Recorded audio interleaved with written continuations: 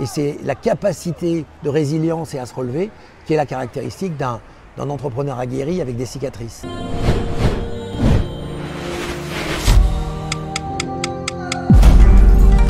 Ma motivation la plus forte dans ma vie, c'est que les gens ils osent réaliser leurs rêves.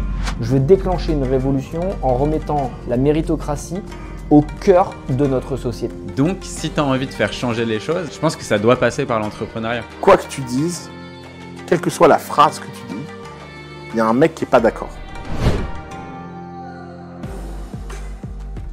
Salut les amis, on se retrouve sur Le Crayon Business, c'est Valorant et nous sommes aujourd'hui avec Bruno Bonnel. Bonjour Bruno. Je suis ravi de vous parler parce que vous êtes un entrepreneur français depuis de nombreuses années. Ouais. Vous avez créé Infogrames en 1983, à une époque où il y avait beaucoup moins d'entrepreneurs qu'aujourd'hui. Pourquoi déjà à l'époque vous aviez cette fibre et comment ça se manifestait et quelle évolution vous voyez? Je crois que la volonté de créer une entreprise, c'est un petit peu la volonté de se dépasser, de s'exprimer un peu différemment. Et peut-être que déjà à cette époque-là, par rapport à ce qui se passait notamment dans des pays comme la Californie, ce qu'il y avait un personnage que vous connaissez malheureusement comme quelqu'un de malade aujourd'hui, mais qui s'appelait Bernard Tapie, qui était flamboyant, qui faisait des émissions à la télé sur l'entreprise. Donc on avait une espèce de rôle modèle comme ça et on s'est dit pourquoi pas. En plus, pourquoi pas dans un secteur qui était très particulier, puisque c'était le jeu vidéo dont, quand on s'adressait à la fois au grand public ou aux banquiers, ils nous regardaient en disant mais qu'est-ce que ça veut dire? Et quand en plus on disait qu'on voulait faire la boîte numéro 1 mondiale, c'était très très compliqué à 25 ans. Mais je crois qu'encore une fois, c'est la volonté de se dépasser, de se sortir d'un petit peu de soi-même. Alors aujourd'hui, les générations qu'on appelle comme la vôtre, Y ou Z, c'est des gens qui sont même des entrepreneurs presque de leur vie. Donc c'est presque un réflexe naturel. À l'époque, on va dire qu'on était dans la transition, dans le moment où il y avait une émergence d'un certain nombre de personnes, dont moi, qui voulaient se lancer dans l'entreprise, alors que c'était un peu à contre-courant de la pensée principale qui était « trouve un job, reste-y ». Et là, je suis très heureux qu'on ait un peu cassé ce moule. Et d'ailleurs, c'était justement les jeux vidéo dans lesquels vous étiez lancé qui étaient au début, dans les années 80 et même 90, au tout début de l'explosion que c'est aujourd'hui. C'est une industrie à plusieurs milliards aujourd'hui. Comment vous avez prévu, ou peut-être pas d'ailleurs, peut-être que c'était un pari, mais comment vous avez anticipé ce mouvement de business qui était en train de se passer et comment plus globalement prévoir une perspective future? Vous savez, être visionnaire, si tant est qu'on peut être visionnaire quand on est entrepreneur, c'est faire amplifier ce qu'on appelle les signaux faibles. Et on voyait bien que cette arrivée du silicone, cette interaction avec les machines, c'est quelque chose qui allait durer, parce qu'on l'avait déjà vu dans l'entreprise, on a vu les avantages qu'on y trouvait dans l'entreprise. Et en tant que jeu, c'était l'expérience sans risque. On pouvait conduire une voiture à 200 km/h, on pouvait piloter un avion, on pouvait se batailler en tenue de chevalier. Donc cette expérience sans risque, c'était intéressant et ça ne peut que durer. Parce que c'est un petit peu comme ça que les gens se projettent et s'entraînent. D'ailleurs, je suis persuadé que le jeu vidéo devrait continuer à pousser cette éducation alternative et non pas aller, comme je le vois trop souvent, vers de l'addictif, de la répétition, du Candy Crush qui ne sert à rien à part vous bouffer du temps de cerveau. Il vaut mieux jouer à un jeu de stratégie, à un jeu où on a un peu à améliorer ses capacités cognitives. Donc à cette époque-là, moi en tout cas, je voulais vraiment qu'on aille vers un loisir interactif qui fasse progresser le cerveau, pas qui abrutisse. Malheureusement, je trouve qu'il y a une belle dérive. C'est pas une question d'être un vieux con en disant ça, c'est plutôt une question de dire attention, les éditeurs ont une responsabilité à continuer à entretenir ce jeu vidéo qui sort de l'addiction. D'ailleurs, les Chinois s'y trompent pas. Quand ils disent on veut limiter à 3 heures la consommation de jeux vidéo, c'est qu'ils ont compris que les jeunes tombent dans un syndrome qui ne les fait plus grandir, mais au contraire leur réduit le cerveau. On pourrait imaginer une gamification de l'éducation du coup? On pourrait certainement imaginer non seulement ce qu'on appellerait une gamification de l'éducation, mais une gamification en général de la formation. Rien de plus intéressant que de se projeter dans des cas, je répète, l'expérience sans risque, dans lesquels on pourrait progresser grâce au jeu, plutôt que de régresser à une espèce d'animal idiot qui sait qu'appuyer sur des boutons en regardant un écran avec l'air éberlué. Mais donc du coup, vous qui avez eu cette vision sur le jeu vidéo, quelle vision vous avez pour les nouvelles technologies qui vont arriver, qui sont celles des 2-3 prochaines décennies, comme vous pouvez imaginer la clean tech, la blockchain et tant d'autres? Quelles sont celles sur lesquelles vous pariez le plus, vous? Je ne sais pas vous dire laquelle va le plus émerger. Ce que je veux dire, ce que j'en suis persuadé, c'est qu'on est dans une transformation sociétale où le numérique va être la clé, la résolution de la complexité du monde. Donc il ne faut pas hésiter à en tester plein.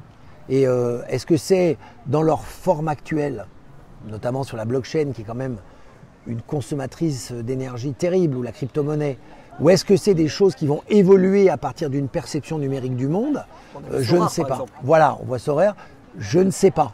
Mais ce que je sais, c'est que, attention, on est bien dans un monde qui ne sera plus jamais comme avant, dont la clé, c'est le numérique. Comme je dis, il y a eu la révolution industrielle. Avant ça, l'outil améliorait la dextérité de l'homme, la machine a amplifié sa force. Là, on arrive dans ce que j'appelle moi l'éco-révolution, c'est-à-dire un moment où le numérique, la robotique vient améliorer l'intelligence humaine, vient le rendre plus performant dans un monde de plus en plus complexe. Et donc, du coup, vous parlez de technologie et aussi du coup de toute la crise climatique qui arrive vers nous. Est-ce que ça peut être ça la solution aussi de cette crise climatique? Ou ça passera nécessairement par une forme de décroissance? En tout cas, certainement pas par une forme de décroissance. Que toutes les civilisations qui ont joué la décroissance, toutes les civilisations qui sont limitées, on l'a vu avec l'exemple chinois qui se limitait à un enfant, on l'a vu avec des civilisations disparues qui ont eu d'autres stratégies, notamment de limitation de leur croissance de population sous une forme ou sous une autre, allant jusqu'à des sacrifices.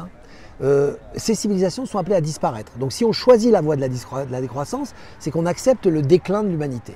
Moi, je ne suis pas comme ça. Je pense au contraire que c'est bien par le progrès et par la technologie, comme ça a été le cas dans l'histoire, qu'on progresse. Un exemple, Malthus, milieu du 19e siècle, vous dit on ne pourra plus jamais progresser en alimentation parce que j'ai fait un calcul, les terres arables, etc. Il avait juste oublié les phytosanitaires et la mécanisation, et donc ces calculs étaient farfelus. Tout comme aujourd'hui, je ne nie pas la crise climatique, je suis très optimiste par contre sur notre capacité à résoudre ces problèmes, notamment dans la direction des énergies renouvelables ou d'autres formes d'énergie demain qui nous permettront de, par exemple, avoir accès à de l'eau potable à partir de l'eau de mer, utiliser des puissances d'énergie considérables pour régler des problèmes de température, etc. etc., etc. Pour revenir sur l'entrepreneuriat, on avait reçu par exemple Jean Moreau. C'est Valorant pour le crayon, on est de retour pour l'interview entrepreneur avec aujourd'hui Jean Moreau de Phoenix Anti-Gaspi qui nous avait dit que la France était, notamment par son soutien, ses subventions ou d'autres accompagnements, un paradis pour l'entrepreneuriat. Et en même temps, on voit beaucoup de chefs d'entreprise, notamment des PME, qui se plaignent de la fiscalité. Ça avait notamment été beaucoup mis en avant pendant les Gilets jaunes. Est-ce que c'est l'un et l'autre? Comment réussir à comprendre en fait ce paradoxe finalement entre les deux? Et je crois qu'on doit accepter quand on est dans ce pays qu'on est dans un modèle français. On n'est pas aux États-Unis, on n'est pas en Russie, on est en France. Ce modèle, il fait cet équilibre entre le fait que l'égalité de la population fait qu'on se soigne gratuitement, on va à l'école gratuitement, on a un confort de vie en moyenne qui est plutôt satisfaisant. Bien évidemment, il y a des problèmes et il faut les adresser, mais c'est le modèle français. Et donc si on crée une entreprise en France, si on fait ce choix-là, on doit adopter le modèle français avec la fiscalité qui va avec. Je peux vous dire, pour avoir créé des sociétés dans à peu près toutes les régions du monde, j'ai dû faire à peu près une trentaine de régions, c'est vraiment un paradis. Et que ce que vous ne payez pas d'une main, vous le payez de l'autre. Si effectivement aux États-Unis la soi-disant fiscalité est allégée, dans la réalité, quand vous faites le vrai compte de ce que ça vous coûte si vous commencez à vieillir, ça vous coûte en éducation, ce que ça vous coûte en assurance, parce que là-bas il y a d'autres formes d'assurance, vous arrivez très très vite à vous dire je reviens en France et plutôt 2 fois qu'une. On parle souvent de l'entrepreneuriat comme un moyen d'émancipation. Est-ce que c'est pas aussi du coup une forme de réponse à ce qu'on considère en France parfois comme étant trop une population sous tutelle de l'État?